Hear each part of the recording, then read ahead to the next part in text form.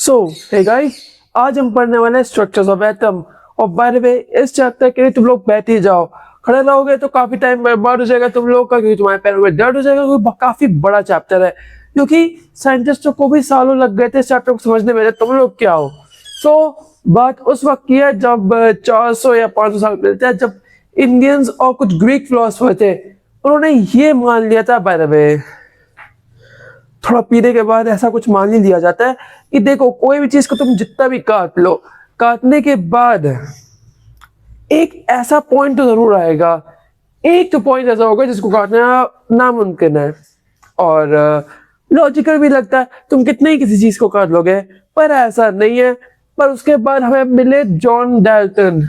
Dalton वो भी अच्छा बंदा था, पर थोड़ा बोरिंग था मेरे लिए। पर चलो, बात उस बात की करते हैं। उसने बताया कि उसने एटॉमिक थ्योरी दी, बढ़िया था उसने। पर उसने ये तक बताया कि लॉज ऑफ कंजर्वेशन ऑफ सब अच्छे लॉज, ये सब कुछ दिया। लेकिन एक गलती हो गई, उसने कहा एटम इनडिविजिबल है। बस इधर ही गलती शुरू है। क्यों? क्योंकि उसके बाद जब साइंटिस्टों ने एक्सपेरिमेंट किया तो पता चला कि एटम्स के अंदर भी और चीजें होती है। सब एटॉमिक पार्टिकल्स होते हैं, जैसे कि इलेक्ट्रॉन, प्रोटॉन, न्यूट्रॉन्स। इलेक्ट्रॉन मेरी तरह होते हैं, नेगेटिव। प्रोटॉन थोड़े अच्छे टाइप के होते हैं, और न्यूट्रॉन एकदम नॉर्मल, मतलब कुछ नहीं, ना मेरी तरफ अट्रैक्ट ना अच्छे की तरफ अट्रैक्ट। ये बात रही। उसके बाद आता है, अब ये तो बात खत्म हो गई। अब इस चैप्टर में क्या है? इस चैप्टर में हम लोग पढ़ेंगे मॉडल्स के बारे में। जैसे तुमने पढ़ा होगा थॉमसन एटॉमिक मॉडल, सब चीजें। उसका हम एक्सपेरिमेंट्स के देखेंगे कि कैसे कैसे कैथोड रे ट्यूब एक्सपेरिमेंट्स हुए, बहुत सारे एक्सपेरिमेंट्स हुए। बढ़िया बात है। उसके बाद हम ये भी पढ़ेंगे क्वांटम मैकेनिक्स या क्वांटम थ्योरी, वो भी हम पढ़ेंगे। साथ में हम फोटो इलेक्ट्रिक इफेक्ट्स पढ़ेंगे। तो इस चैप्टर में काफी चीजें पढ़ने को, तुम लोग को मजा आएगा। बाय द वे, 2 दिन का लेक्चर है आज और कल, सो लगे रहो। और चलिए अब हम लेक्चर को स्टार्ट करते हैं। सबसे इंपॉर्टेंट रूल, कहीं भी तुम जाओ, प्लस प्लस या माइनस माइनस एक दूसरे को नफरत करते हैं, पर प्लस माइनस और माइनस प्लस एक दूसरे को अट्रैक्ट करते हैं। ये सिंपल रूल, चाहे कहीं भी जाओ, चाहे चार्जेस लो, चाहे मैग्नेट लो, चाहे कहीं भी। ये बात रही। अब आता है Michael Faraday, 1830s I guess, 1830s। हाँ, मैं उससे मिला था उस वक्त जब उसने एक नया एक्सपेरिमेंट किया था। उस एक्सपेरिमेंट में उसने ये किया कि 2 पानी के अंदर इलेक्ट्रोड्स रखे, उसके बाद उसने इलेक्ट्रिसिटी पास करवाई, और एक जो पानी का सोल्यूशन था वो था कोई इलेक्ट्रोलाइटिक सोल्यूशन। तो उसने नोटिस किया कि उस जो पॉइंट्स है उसके ऊपर केमिकल रिएक्शन हो रही है। तो उसने ये कंक्लूड किया कि देखो, इलेक्ट्रिसिटी कोई मैजिक नहीं है। ये नहीं कि कोई ऐसी हवा पास हो रही है, नहीं, ये भी पार्टिकल्स की तरह है। इसलिए इसको इसलिए इलेक्ट्रिसिटी पार्टिकुलेट करती है, एक तरीका वर्ड हुआ। पर तब हम लोग को समझ में आया ये बात रही। पर उसके बाद आता है, उसी के बाद जस्ट आता है हमारा कैथोड रे। कैथोड रे का नाम तुम्हें कई बार सुना होगा। अब देखो, सिंपल सा है। ये एक ट्यूब मान लो, ट्यूब के अंदर सारी हवा गैस पास करवा दो। एक तरफ कैथोड है, एक तरफ एनोड है। अब इसमें से हाई वोल्टेज पास करवाना है। अंदर कोई हवा नहीं, अंदर कोई प्रेशर नहीं है, वैक्यूम है, और हाई वोल्टेज पास कराओ। तो हमें क्या देखने को मिला? कैथोड से एनोड की तरफ एक रेस जा रही थी, और बस हमने तब नाम दे दिया उसे कैथोड रे ट्यूब। सही बात है, मजा आ गया। पर अब क्या है? अब देखो, रेज हमें ऐसे तो दिखेंगे नहीं। ये नहीं कि तुम गए, तुमने बोला रेज, हेलो, क्या मैं देख सकता हूँ? नहीं, तुम्हें ऐसे देखने को नहीं मिलेगा। तुम्हें क्या चाहिए? एक स्क्रीन, एक टाइप की कोई चीज जो तुम्हें शो कर पाए। इसलिए हमने एनोड के पीछे जिंक सल्फाइड को लगाया। ZNS बोलते हैं, बाय द वे, अगर तुम्हें ना पता हो, पर छोड़ो, वो तो साइड के टॉपिक है। क्या पता, तुम लोगों को पता ही होना चाहिए। जिंक सल्फाइड लगाया तो उसमें फ्लोरोसेंस जैसी लाइट निकली। जैसे उसे टच किया हो, बस हमें पता चल गया कि देखो, साफ बात है कि इसमें से कोई ना कोई रेज निकल रही है, और दैट्स इट, हमें आंसर मिल गया। अब देखो, इलेक्ट्रॉन्स जो होते हैं उसके कुछ रूल समझ लो। ये स्ट्रेट लाइन में ट्रेवल करते हैं, पर उसी जगह पे वो रिफ्लेक्ट कर सकता है। अगर कोई मैग्नेटिक इलेक्ट्रिक फील्ड आ जाए तो थोड़ा डिफ्लेक्ट कर सकता है, लेकिन वो नॉर्मली स्ट्रेट लाइन पे जाएंगे।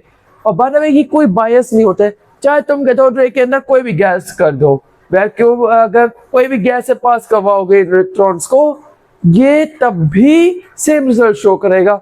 इसको कोई फर्क नहीं पड़ता है कि तुम क्या किस में कर रहे हो, क्यों कर रहे हो, नहीं, ये नॉन बायस होते हैं। सो इसको जान लो।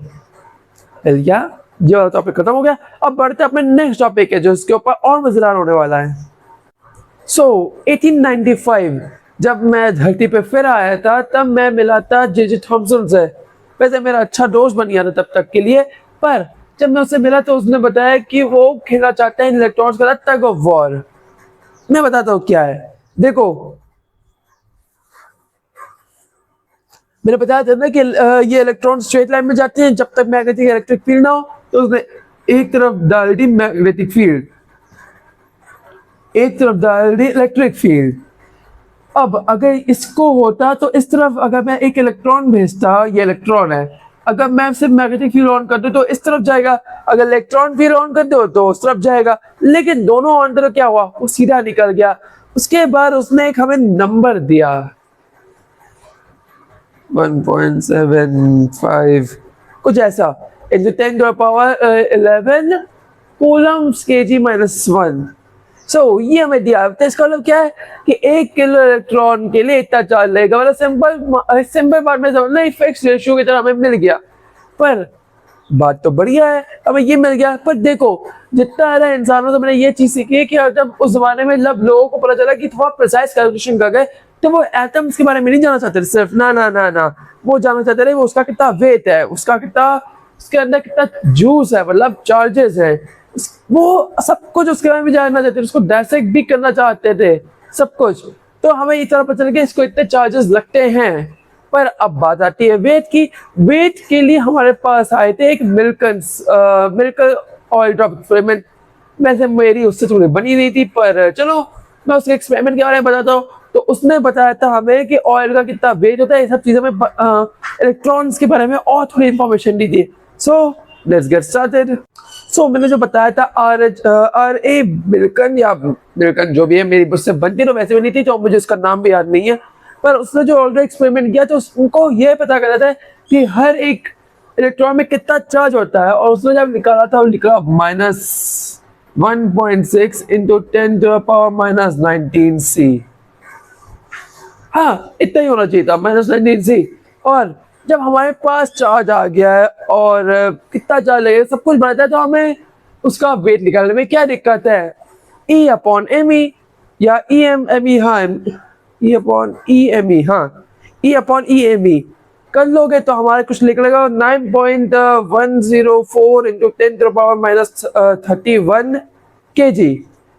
मतलब ये इतना स्मॉल है कि तुम इसको लिटरली गोस्ट पार्टिकल कह सकते हो। क्यों? मैं तो नहीं करता, मतलब लिटरली नेग्लिजिबल है। ये एक एटम से भी छोटा, मतलब बहुत छोटा है।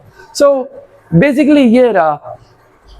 और सबने क्या सीखा कि इंसान जो है उसको कोई भी चीज ढूंढने में बहुत मजा आता है। जैसे एक एटम का वेट ढूंढ लिया, उसके चार्जेस ढूंढ लिए, उसके कितने चार्जेस लगते हैं वो ढूंढ लिए, सब कुछ ढूंढने के बाद फाइनल। पर अभी इतनी आसानी से चैप्टर खत्म नहीं होगा, अब स्टार्ट होंगे मॉडल्स। अब तुम पढ़ोगे क्या क्या चीज हमने एक्सपेरिमेंट्स किए, क्या हमने नई डिस्कवरीज की, तो वो सब पढ़ोगे। तो अब चलिए अब हम उसके बारे में पढ़ना स्टार्ट करते हैं। सो साइंटिस्टों की जो इतनी आसानी से खत्म तो होने वाली थी, उन्होंने कैथोड रे बनाया था, अब उन्होंने बनाना था कैनाल रे। कैनाल रे क्या है? कैथोड रे का ऑपोजिट, जस्ट ऑपोजिट। वहां पे हम इलेक्ट्रॉन कैथोड से, मतलब कैथोड से एनोड जाए, अब यहाँ पे एनोड से कैथोड होगा, एकदम ऑपोजिट कर दो। यहाँ पे गैस से डिफरेंट करता है। क्यों? क्योंकि हमें पॉजिटिव चार्ज आयन हमें चाहिए। हाँ, और जानते हो ये एकदम ऑपोजिट है। मतलब अगर तुम थोड़ी सी गैस चेंज करोगे इसका आंसर डिफरेंट रहेगा, पर कैथोड रे में कुछ नहीं होगा, तुम जैसा भी करना चाहो करो, कोई आंसर में चेंज नहीं आएगा। अब बाय द वे, हमें पता चला था 1990 में कि हाइड्रोजन गैस के अंदर सबसे छोटा पॉजिटिव आयन होता है, इसका नाम है प्रोटॉन। सो या बस इतनी सी बात थी। पर उसके बाद आया हमारे मिल्कन अगेन। ये बंदा बहुत फ्री था, मतलब लिटरली इसको तेल से इतना प्यार था, उसने क्या किया, एक एटमाइजर लिया। एटमाइजर नहीं पता जो परफ्यूम तुम यूज करते हो उसको एटमाइजर कहते हैं। अगर तुम्हें अभी तक नहीं पता था एटमाइजर क्या होता है, तो शर्म आनी चाहिए। तुम लोग परफ्यूम इतना यूज करते हो और तुम्हें एटमाइजर नहीं पता। सो एटमाइजर है क्या? देखो, तुमने उसको स्प्रे किया गया, उसके बाद उसको एक्सरे से चार्ज करवाया और उसके बाद उसने चार्ज ले लिया। उसके बाद जो हमें फॉर्मूला मिला Q इक्वल्स टू NE, बस इधर से हमें फॉर्मूला मिला है। ये बात रही। अब मिल्टन को साइड करते हैं, बहुत बोरिंग बन रहा, मुझे तो एकदम पसंद ही नहीं है उसकी शक्ल देखना भी। सो मिल्टन को साइड करते हैं। उसके बाद आया चैडविक। चैडविक मजेदार बनना था। इसने निकाला न्यूट्रॉन जो बीच में है। इसने देखा कि देखो, एक बेरिलियम शीट पे अल्फा पार्टिकल बॉम्बार्ड किया, उसे मिला न्यूट्रॉन। बढ़िया बात है। अब न्यूट्रॉन से क्या मिला? अब उसने देखा ना, ये पहले तो साइंटिस्टों को लगता कि एक एटम पॉजिटिव या तो नेगेटिव होता है, पॉजिटिव नेगेटिव दोनों होते हैं, लेकिन अब पता चला इसमें न्यूट्रॉन भी होता है और ये कुछ नहीं कर रहा, बस बीच में बैठ के मास बढ़ा रहा होता है और कुछ नहीं, इसका कोई दूसरा काम नहीं है। ये बात रही। पर अब साइंटिस्टों की क्यूरियोसिटी जागी। क्यों क्यों आई मीन क्यों इसके अंदर ये एक एटम कोलैप्स क्यों नहीं कर रहा? ये स्टेबल कैसे है? ये घूम कैसे रहा है? उनकी क्यूरियोसिटी बढ़ी और इसी क्यूरियोसिटी के साथ हमारे चैप्टर के अंदर और हम आगे पढ़ेंगे और उसी के साथ बढ़ते बढ़ते पता चलेगा कि और इस चैप्टर के अंदर क्या क्या हुई। जैसे कि उसके बाद फिर से आते हैं हमारे थॉमसन साहब अपने मॉडल्स के साथ। मैंने प्लम पुडिंग मॉडल की बात कर रहा हूँ, तुम लोगों को पता ही होगा, वाटरमेलन मॉडल या प्लम पुडिंग मॉडल, जो बोलना चाहो बोलो, और बाकी के मॉडल्स भी। तो अब हम उसको स्टार्ट करते हैं। अभी तक तुमने ये तो पढ़ लिया होगा, इलेक्ट्रॉन में नेगेटिव होता है 9.1 into 10 to the power 31 kg, proton positive होता है 1.61 into 10 to the power 27 kg, और न्यूट्रॉन न्यूट्रल होता है पर इसका जो मास है वो अलोंग प्रोटॉन के इक्वल जैसा तय होता है। ये तो बात थी, पर अब आती है मेन बात, प्लम पुडिंग मॉडल या वाटरमेलन मॉडल। लंदन का फेवरेट डेजर्ट प्लम पुडिंग है, पर मेरा क्रेप है या क्रेप। मुझे ज़्यादा क्रेप पसंद है, पर लंदन के लोगों को प्लम पुडिंग पसंद है। तो चॉइसेस अच्छी है, पर I would prefer crepe still. वो तो बात अलग हो गई। अब प्लम पुडिंग मतलब है क्या? तो बोला एटम एक वाटरमेलन के अंदर है और जो इलेक्ट्रॉन्स है वो dot dot dot dot dot dot ऐसे है।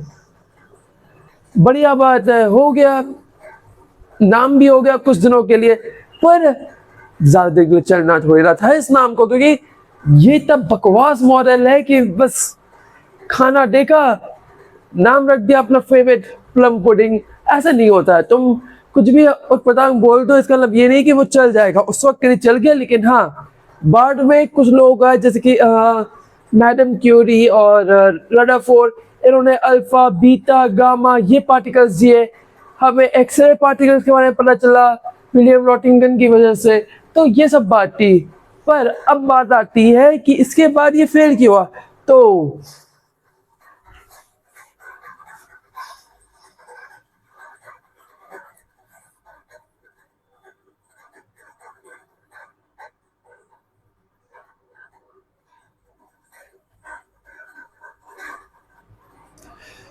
ये है जिंक सल्फाइड की स्क्रीन, समझ लो, ये गोल्ड फॉइल और ये रेडियो एक्टिव सब्सटेंस जिसमें से अल्फा पार्टिकल्स निकल रहे हैं। ये अल्फा पार्टिकल्स निकल रहे हैं जो मैंने बताया था मैडम क्यूरी और या मैरी क्यूरी।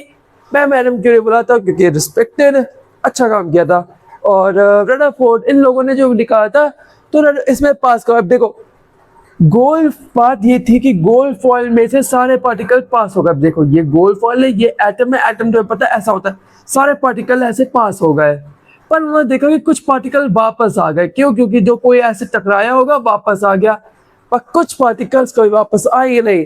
तो इसका मतलब क्या है? इसका मतलब है कि इसने जो बोला था कि एक बड़ा सा गोल प्लम है या वाटरमेलन है, उसके बीच में सीधे ना, बकवास, बीच में कुछ है जो बैठा हुआ है और जो कि एक तरीके का बड़ा सा मास भी है, उसका कुछ वो डिफ्लेक्ट कर सकता है। और सिंपल सी बात है, अगर वो डिफ्लेक्ट कर रहा है तो मतलब कुछ तो है। तो बस ये गोल्ड फॉइल एक्सपेरिमेंट की वजह से तुम्हारा रदरफोर्ड का जो मॉडल था, या नहीं रदरफोर्ड का नहीं, जे थॉमसन का मॉडल था, वो बेकार हो गया।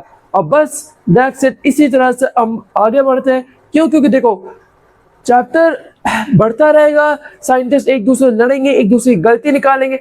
चाहे तुमने अगर आज कोई अच्छा काम किया हो, 4 दिन बाद कोई ना कोई उसको और अच्छी तरीके से करके उसको कोई गलती निकाल सकता है। तो इसलिए परफेक्शन लाने की भी कोशिश करो। ये रहा हमारा गोल्ड फॉइल वाला एक्सपेरिमेंट, सिंपल लैंग्वेज में समझा दिया। अब आगे बढ़ते हैं।